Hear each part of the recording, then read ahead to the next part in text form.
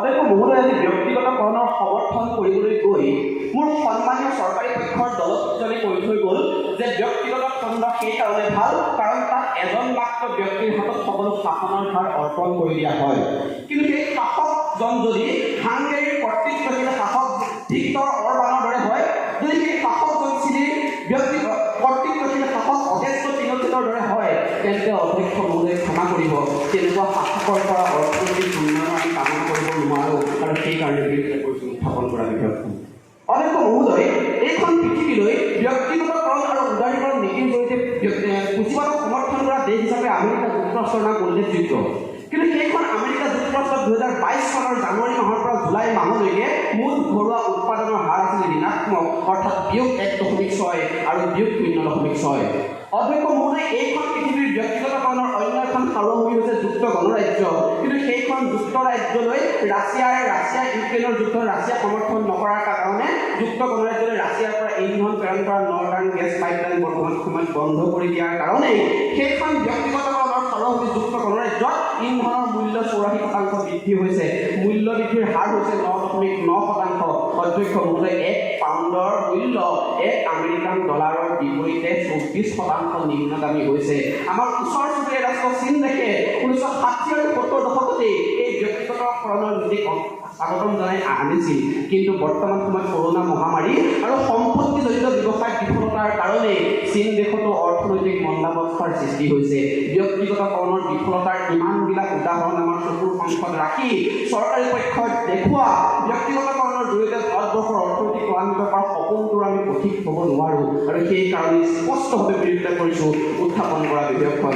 অধ্যক্ষ মহোদয়, 1991 চনত যদিও উদাৰীকৰণৰ নীতি গ্ৰহণ কৰা হৈছিল, সেই উদাৰীকৰণ ভাৰতবৰ্ষৰ 22 অৰ্থাৎ পচন্দ অনুসৰি গ্ৰহণ কৰা হোৱা নাছিল। সেয়া একমাত্ৰ গ্ৰহণ কৰা হৈছিল there was no alternative option, অৰ্থাৎ অন্য কোনো উপায় নথকাৰ কাৰণেহে যেতিয়া এই ব্যক্তিগতকৰণ বা উদাৰীকৰণৰ নীতি গ্ৰহণ কৰা হৈছিল। তাৰ পাছত বাল্কো অৰ্থাৎ ভাৰত এলুমিনিয়াম কোম্পানী লিমিটেডৰ কৰ্মচাৰীসকলে এইখন ভাৰতবৰ্ষত 67 দিনে যি স্মৰ্তব্য প্ৰতিবাদ কৰিছিল সেই কথা আজি মানুহে সোঁৱৰে। ইয়াৰ মূল কাৰণটো হৈছে CPSE অৰ্থাৎ চেণ্ট্ৰেল পাব্লিক ছেক্টৰ এণ্টাৰপ্ৰাইজ সমূহৰ যি ব্যক্তিগতকৰণ প্ৰক্ৰিয়া, তাৰ জৰিয়তে কৰ্মচাৰীৰ সুৰক্ষাতকৈ বেছিকৈ লাভ উপাৰ্জনত গুৰুত্ব দিয়া হয়। বৰ্তমান সময়ত 9টাকৈ ব্যক্তিগত ৰাজহুৱা খণ্ডৰ প্ৰতিষ্ঠানত 38,000 কৰ্মচাৰীয়ে বৰ্তমান সময়ত নিয়োগ লাভ কৰি আছে।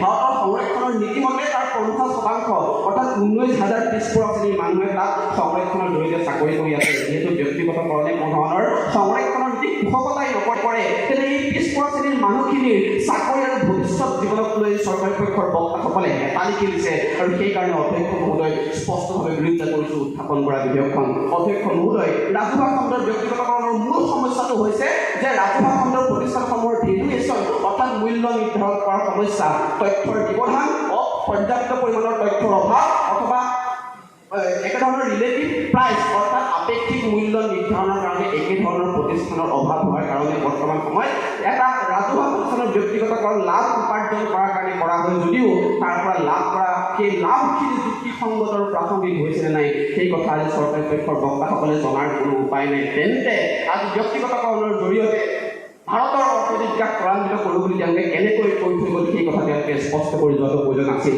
অধ্যক্ষ মহোদয়, আজি চৰকাৰী পক্ষৰ বক্তাসকলক আপোনাৰ জৰিয়তে স্পষ্টকৈ জনাই থওঁ যে বেংকিং ৰেগুলেশ্যন এক্ট 1949 সংশোধন কৰি ভাৰতবৰ্ষৰ বিত্ত মন্ত্ৰালয়ে ইতিমধ্যে ভাৰতবৰ্ষৰ বহুতো ব্যক্তিগত খণ্ডৰ বেংকক ভাৰতীয় ৰিজাৰ্ভ বেংকৰ অধীনলৈ আনিছে, কিন্তু বেংক ব্যক্তিগতকৰণৰ সমৰ্থনত NCAER পৰিচালনা সঞ্চালক পুনম গুপ্তা আৰু ভাৰতীয় নীতি আয়োগৰ প্ৰাক্তন উপাধ্যক্ষ অৰবিন্দ পানাগাৰীয়ে ৰিপৰ্ট দাখিল কৰাৰ পাছত ভাৰতীয় ৰিজাৰ্ভ বেংকে স্পষ্টকৈ উল্লেখ কৰি দিছে যে বেংকৰ উদ্দেশ্য কেৱল লাভ উপাৰ্জন কৰা নহয়, ইয়াৰ মূল উদ্দেশ্যটো হৈছে মাৰ্কেট কনফিডেন্স অৰ্থাৎ বজাৰৰ আত্মবিশ্বাস বৃদ্ধি কৰাটো। সেই বাস্তৱিকতাখিনি আমি সম্পূৰ্ণৰূপে বুজি উঠিছোঁ আৰু সেইকাৰণে স্পষ্টভাৱে বিৰোধিতা কৰিছোঁ উত্থাপন কৰা বিধেয়কখন। অধ্যক্ষ মহোদয়, ভাৰতৰ সাংবিধানিক ইতিহাসত কোনো বাজেট বা বিধেয়ক উত্থাপন কৰাৰ সময়ত ব্যক্তিগতকৰণ শব্দটো উল্লেখ কৰা হোৱা নাই, সদায় উল্লেখ কৰা হৈছে ডিসইনভেষ্টমেণ্ট অৰ্থাৎ নিৰ্বিনিয়োজন শব্দটো।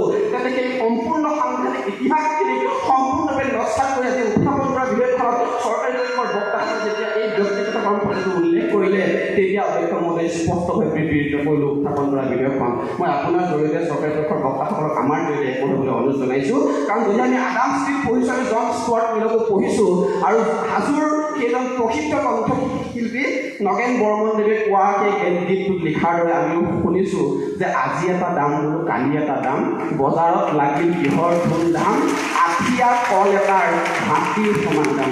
ধন্যবাদ অধ্যক্ষ মহোদয়।